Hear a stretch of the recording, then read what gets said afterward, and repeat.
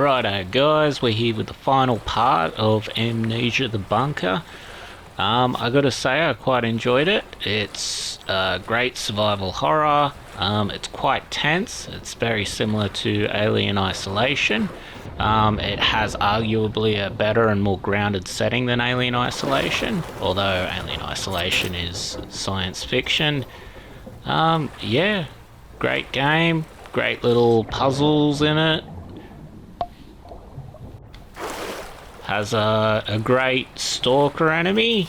You're not absolutely helpless against it like you are in other Amnesia games. You can fight it off with grenades and stuff. That's a nice touch. It makes resource management more important, adds to the survival horror element of it. The fact that it looks horrible with its horrible melted face, and as you might learn in one of the journal entries, it lives off suffering. It requires suffering for its sustenance, I guess you'd say. And it winds up being, spoiler alert, one of Henri's friends. I'm not sure how necessary the touch was that it was one of Henri's friends that drank some weird water. I'm not sure I like that more than I like the mystery of it, like that it might have been left over from a Roman bunker in a Colosseum, or it was some sort of medical experiment gone wrong against some sort of civilian or prisoner of war. Like, I think I would have preferred both of those, because they would have been, well, I don't want to say more realistic, but more in keeping with the horror of war, I guess you'd say, and the inhumanity of war, especially during wartime. Seems like just a little tiny bit goofy to me, that it was just, some funny water, a little bit anticlimactic maybe. Although when these things aren't explained but are just hinted at and left with like a bunch of open-ended questions, open-ended clues, red herrings and that sort of thing, that usually tends to leave a better monster, especially if it has like a mystery aspect to it.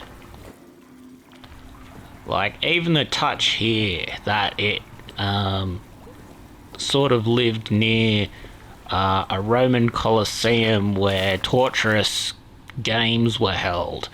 Like, if this was just like a gore cave full of bones and maybe some like anti-Christian symbolism and stuff like that, some demonic markings, like that to me, even though it is unexplained, would be more in keeping. I guess it would be more predictable though. So I don't know.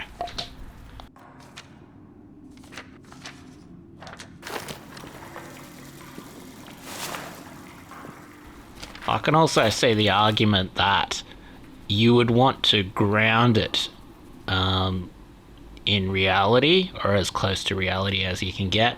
The more mystical you make it with, religious symbolism and all that sort of thing, the more make-believe it is, if you know what I mean. Whereas if you were to ground it in reality, have it be like a medical experiment gone wrong, or some sort of torture, or where they were trying to create a human chimera or something, like that would be more grounded, more brutal. I think it would add to the setting, especially the setting of war where governments do horrible things to people, that sort of thing.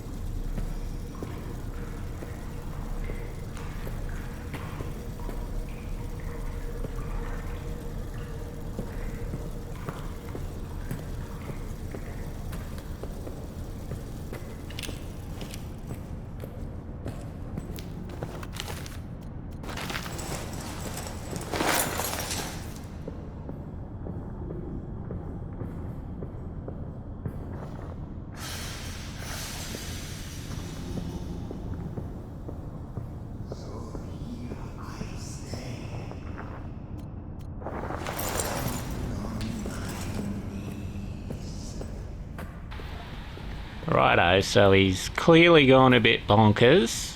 Alright. Singing and singing. He seems to have retained a positive attitude and is singing. That's good, I guess, in times of war. It all gets lost in a blinded swirl.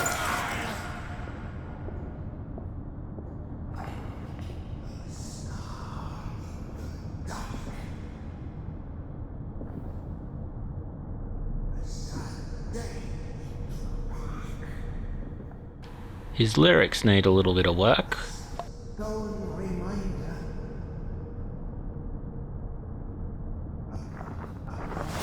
Dirty blinder. He's a poet, and he doesn't know it. A friend stained on band.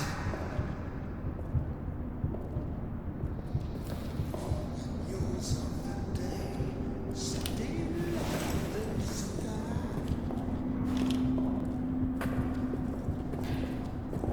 Singing and singing. We were the world we were. It all gets lost in a bloody twirl. What'll come next around the bend?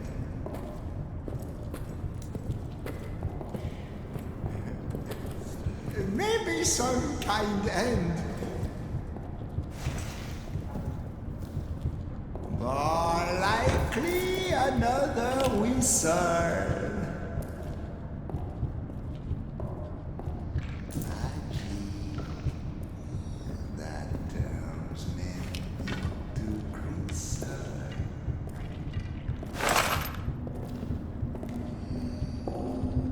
What can we do but sing and sing?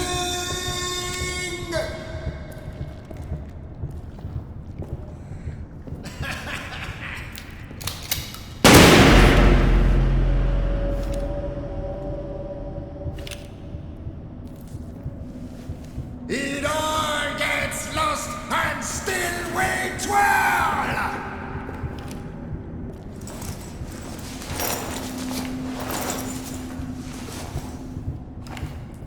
We were the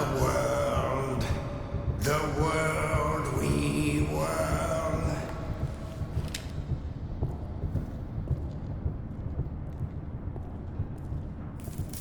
It all gets lost. I hear you.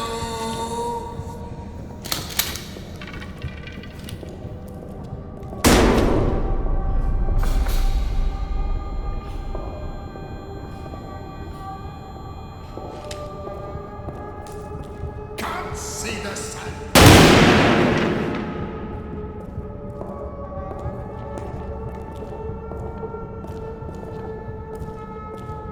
Can't see the dirt for all the dead folk.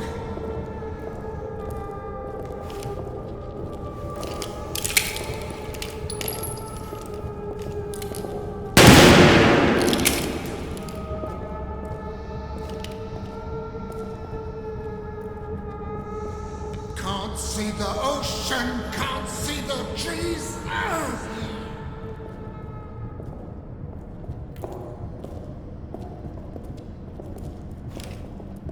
So here I stay, down on my knees.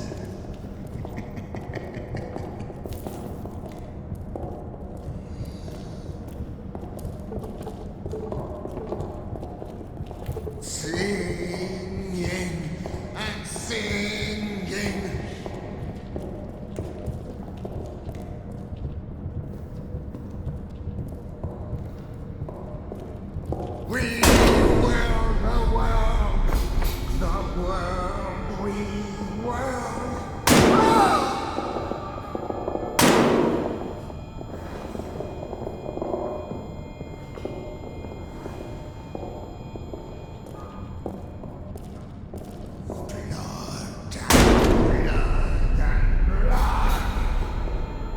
I've given my chance. Now your turn.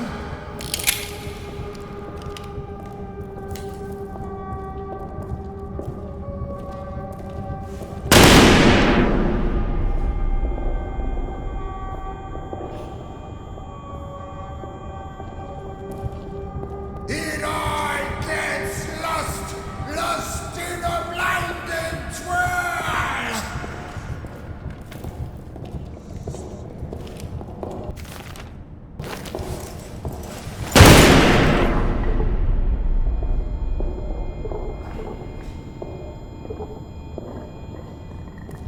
A snarl in the dark.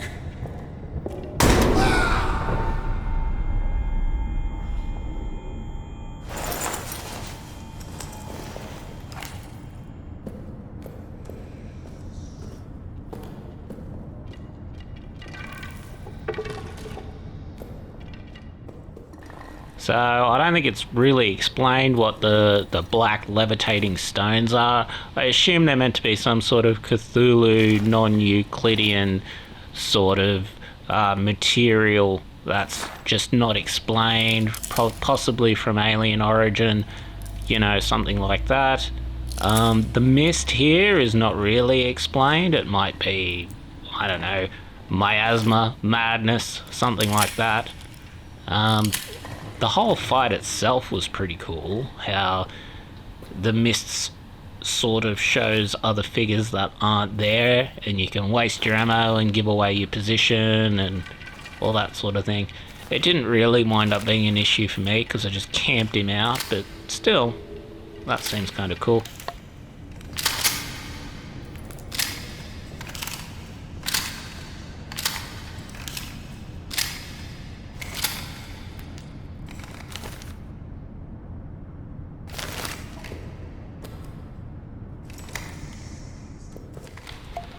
Trench gun feels really cool. Shame you don't exactly get to use it on anything before the end of the game, but yeah, it's cool.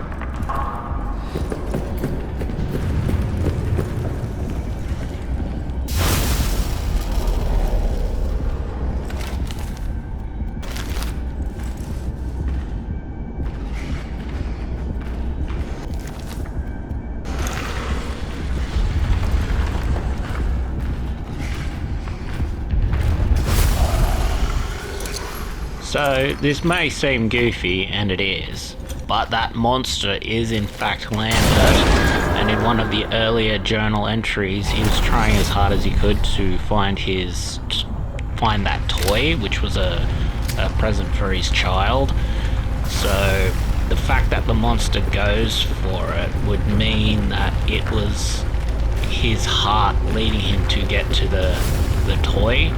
So it's actually pretty tragic that the opening that kills the monster is essentially Lambert's love of his child, like that you bait by using the toy that he was searching for.